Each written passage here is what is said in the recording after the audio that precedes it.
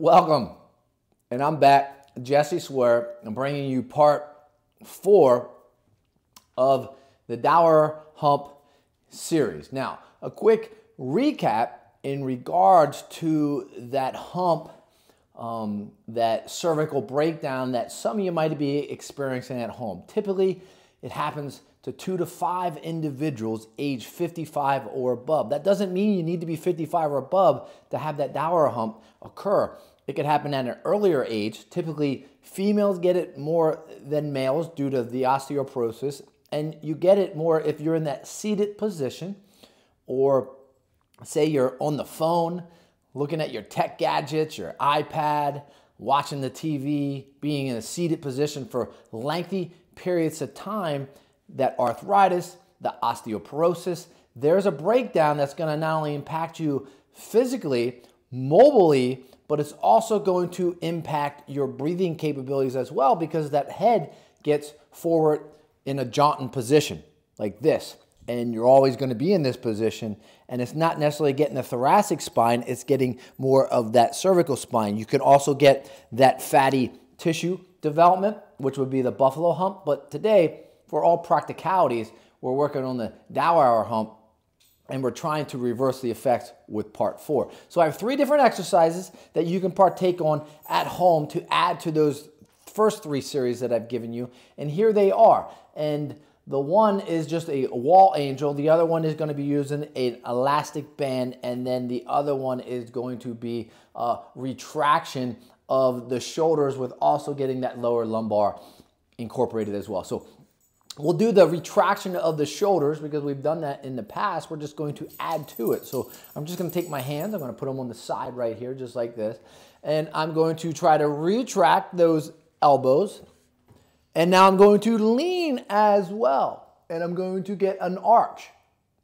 So if I did the side view here, it's going to just be bringing those elbows back together and getting an arch and a lean and trying to retract those scapulas for a 5, 4, 3, 2, 1, and then come back forward. Now, you want to relax the head as well and that neck when you do this. So it looks like this. Retract, lean, bend on in at the lower lumbar, and squeeze those shoulder blades together.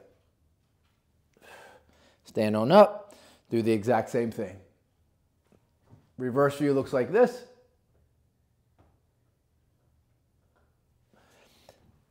And not only you're getting part of that upper back, the Dowager hump region, but you're also getting that lower lumbar as well. Now you want to do that about 3 to 10 times based upon your comfortability. And then the next exercise we want to incorporate in this routine is the wall angel. Now I'm going to use this wall over here, and I'm just going to kind of lean up against it. I'm going to make sure my heels are up against it, my butt's up against it, my shoulder blades up against it, and then I'm going to just put my hands up as high as I can, and then I'm just going to slide them down, trying to keep my forearm on both sides against that wall.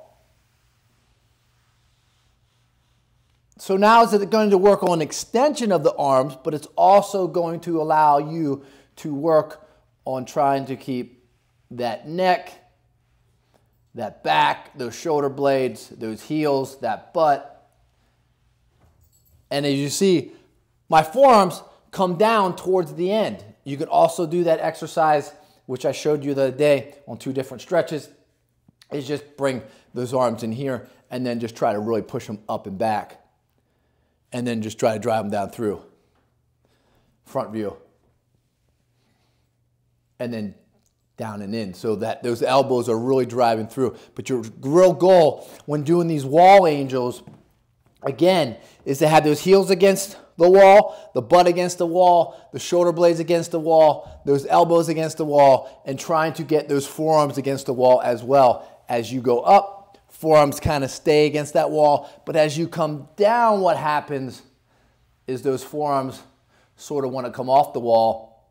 And again, it helps by keeping the head on the wall as well. And you want to do that 3 to 5 times as well, based on your comfortability. And then we get to the resistance bands, where we're going to be working on retraction and a reverse fly type of motion. So I'm just gonna keep it long right here, but for me, because I have a big wingspan, I have to roll it in a little bit. And I'm just gonna push those bands right out here like this, a little tension.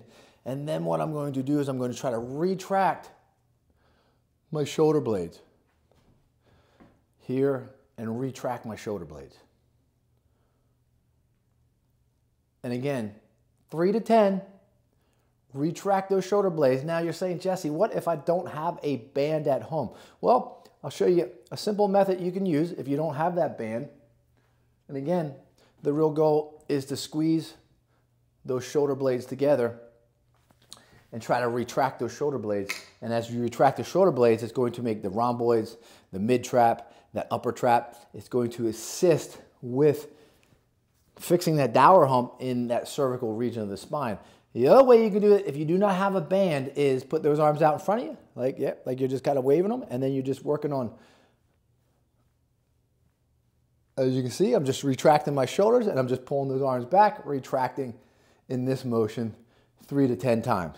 And I'm kind of going to get dizzy just spinning in a circle right here. And we don't want you spinning in a circle at home either. We want you to incorporate these exercises into your daily routine, especially if you are having some complications, if you are a female that's aging, if you are on those tech gadgets, or you do have some comfortability or discomfortability or uncomfortability, I guess you would say, in the proper terminology in the English Oxford Dictionary, uncomfortability. If you have any of that, then you want to try to incorporate this into your routine. Please like, please follow, please subscribe, please share, and keep on coming back for more episodes like this. And I was your host, Jesse Swoyer.